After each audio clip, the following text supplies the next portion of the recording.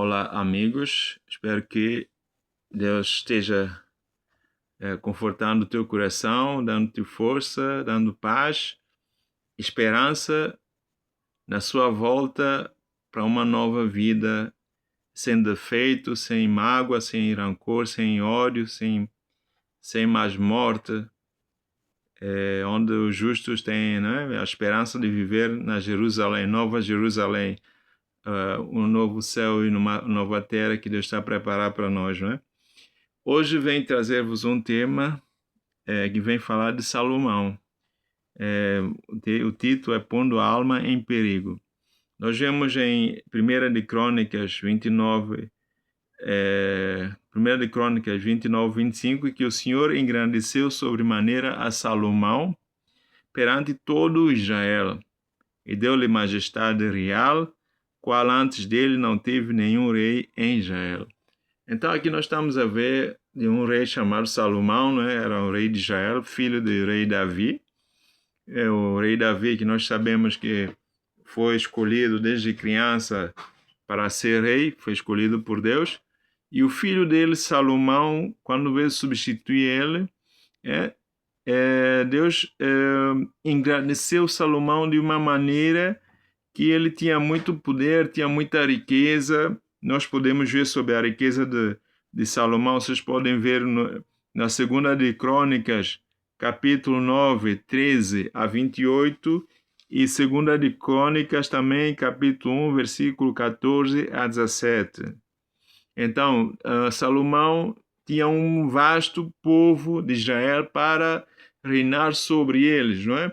Então, ele com esta preocupação de se ele seria capaz de reinar sobre aquele povo todo, ele tinha também inimigos, tinha cidades inimigas e tinha muita responsabilidade. Então, ele humildemente orou a Deus e pediu a Deus sabedoria para reinar sobre este povo, esse vasto território, não é? Mas o que é que Deus faz? Deus dá Salomão sabedoria, mas também dá honra, dá poder, dá riqueza, dá muita riqueza a Salomão. E nós vemos que Salomão teve um momento da sua vida que ele idolatrou, não é? Nós vamos ver em 1 de Reis 11, 1 a 14. Vamos a ver idolatria de Salomão.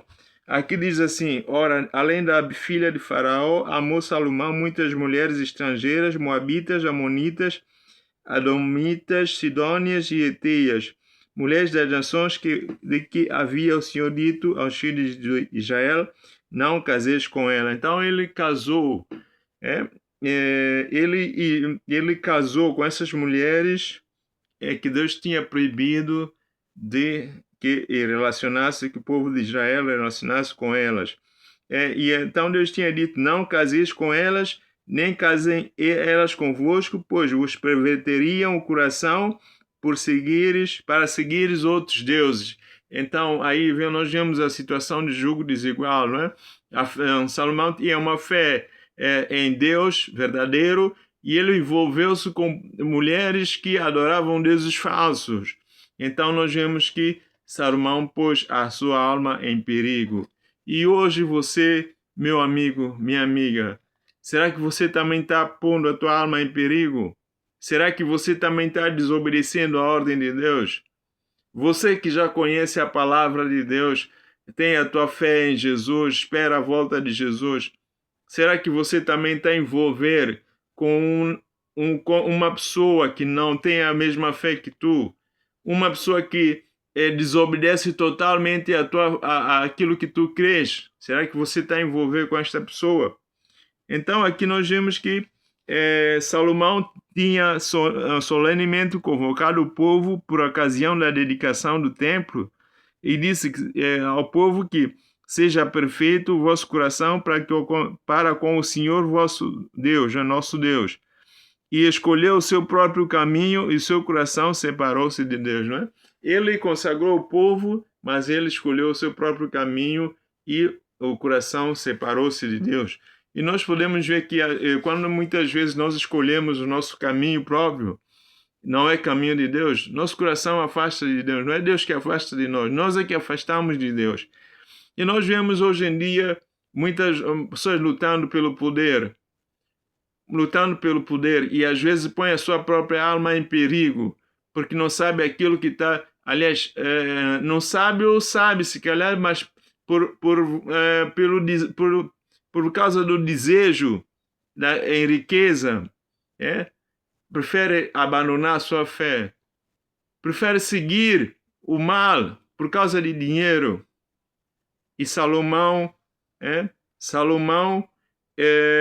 não tinha riqueza, pediu sabedoria, Deus deu riqueza.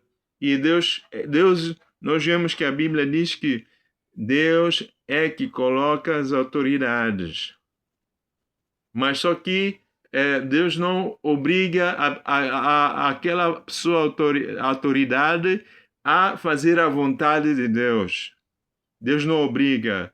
A pessoa tem conhecimento de Deus, mas prefere desviar-se e seguir o mal, por causa de tanto orgulho, pela riqueza, pelo poder, pela supremacia, e não sabe que esquece que nós somos pó e ao pó voltaremos.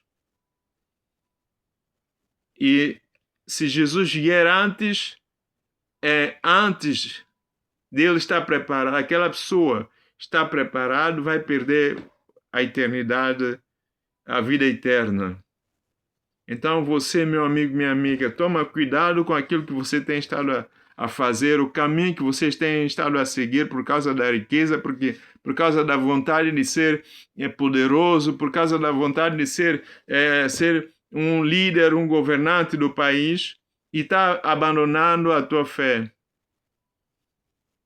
Está fazendo como Salomão fez, adorando outros deuses, envolveu com outras mulheres pagãs e assim adorando outros deuses.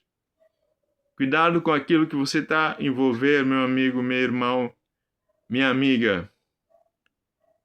Siga a Deus verdadeiro e não afasta dele. Ele diz ali, se me buscares de todo o coração,